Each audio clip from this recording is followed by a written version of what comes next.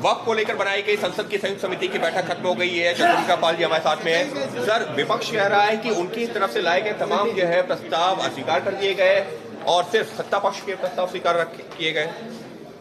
आज clause by clause पे meeting थी और जितना भी विपक्ष संशोधन लेकर के आया था, एक एक संशोधन को मैंने पूरे 44 जो हमारे क्लाजेस थे उस 44 में उनका संशोधन था।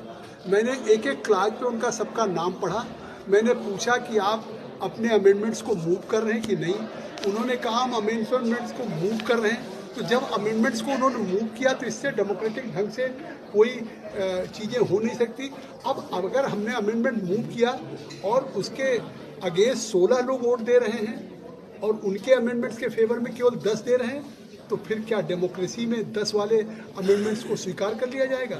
स्वाभाविक है कि चाहे पार्लियामेंट हो या ज्वाइंट पार्लियामेंट्री कमेटी हो, कोई भी अमेंडमेंट्स हो, वो ऐसी बहुत सी चीज़ें हैं जिस पे उन्होंने सहमति भी व्यक्त किया और ये कहा, क्योंकि ऐसे अमेंडमेंट्स आए हैं तब जिस पे जो उनकी राय थी, उनकी मांग थी, उसमें कई चीज़ों जैसे कि कलेक्टर पे, तो आज ये अमेंडमेंट्स पास हुआ कि अब कलेक्टर नहीं, कलेक्टर से ऊपर स्टेट गवर्नमेंट जिसको अपॉइंट करे, चाहे वो कमिश्नर हो चाहे सेक्रेटरी हो, या कंपोजिशन ऑफ द बोर्ड, क्योंकि उस बोर्ड में मतलब पहले था जो अमेंडमेंट आया था बिल, उसमें 2 ही लोगों का था, लेकिन आज हमारी सरकारी पक्ष की तरफ से ये आया कि नहीं साहब, 2 के बजाय 3 हो और उसमें एक इस्लामिक स्कॉलर हो, और इसी तरह से हाँ उसको भी उन्होंने अपोज किया।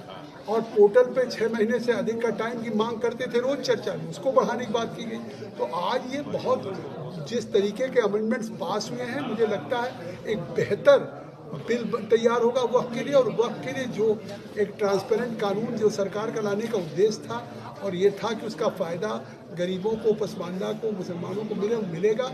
लेकिन सारे 44 क्लॉजेज पे जो उन्होंने अमेंडमेंट लाए थे उनके नाम पुकारे गए, उन्होंने मूव करने की बात कही, फिर उस पर हमने वोटिंग कराई, फिर वोटिंग को रिकॉर्ड किया हमारे सेक्रेटरीट ने, और उस वोटिंग के रिकॉर्ड करने के बाद सेक्रेटरीट के फिर हमने रिजल्ट सुनाया, फिर हम दूसरे क्लास पे गए, और जिस क्लास पे फिर सत्ता पक्ष की तरफ से था तो उन्होंने जो मूव किया तो उनके भी मैंने कहा मूव कर रहे हैं, तो फिर उस पर भी वोटिंग हुई और उस पर भी वोटिंग का रिजल्ट दिया। सर आप कब करेंगे? रिपोर्ट कब सबमिट करेंगे सर? रिपोर्ट कब सबमिट करेंगे सर? भी आप थे, अप्रूवर भी आप थे। तो साफ तौर पर जगदम्बिका पाल जिनका ये कहना है कि पूरी नियम और प्रक्रिया का जो है पालन किया गया है। 1-2 संशोधन जिसका उन्होंने जिक्र भी किया कि अभी तक जो है जो वोट था उसमें 2 लोगों की बात थी, लेकिन अब जो है एक इस्लामिक स्कॉलर को भी उसमें जो है शामिल किया जाएगा। तीसरा, अभी तक जो दूसरा जो कलेक्टर की भूमिका थी, कलेक्टर से अब जो है उसकी जगह पर सरकार की तरफ से जो कोई जो शख्स होगा जो चयनित किया जाएगा वो जगह होगा। तो इस तरीके के 22 प्रस्ताव जैसी जानकारी निकल के आई है कि संशोधन प्रस्ताव जिनको स्वीकार किया गया है, और अब लोकसभा में जो बिल आएगा जो पहले पेश किया गया था उसकी तुलना में उसमें हो चुका होगा काफी ज्यादा बदलाव, जैसे कि बात कर रहे हैं जगदम्बिका पाल, वक्फ को लेकर बनाई गई संसद की संयुक्त समिति के चेयरमैन।